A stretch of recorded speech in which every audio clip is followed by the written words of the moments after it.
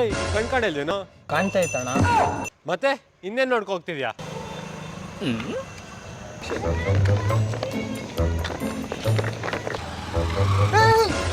ಕಣ್ಕಾಣಲ್ವಾ? ಈಗ ಕಾಣ್ತಿದೆ ಅಣ್ಣ. ಏನ್ ನೋಡ್ಕೊಂಡು ಹೋಗ್ತಾ ಇದ್ದೀರಾ?